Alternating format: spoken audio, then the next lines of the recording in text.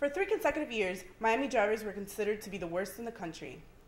A recent survey shows that Miamians have improved their driving skills, but the city is still among the top 10 worst places to drive in the U.S. Reporter Isadora Rangel has the story.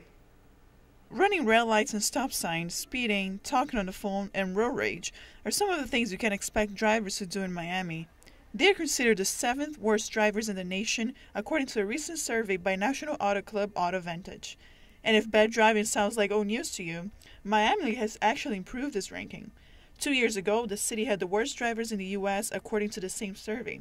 The improvement is a result of people driving safer, according to Florida Highway Patrol Lieutenant Alex Annunziato. Traffic has increased tremendously, but people are driving safer. So the number of miles that everybody drives, the number of accidents per mile, has been cut by almost a quarter in the last 3 years.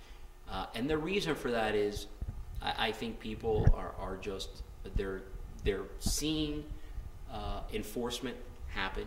Don't be fooled by these improvements. Even though New York hasn't cited Miami as the worst place to drive in the country, Miamians are still more likely to report seeing people cut into their lanes with little or no warning.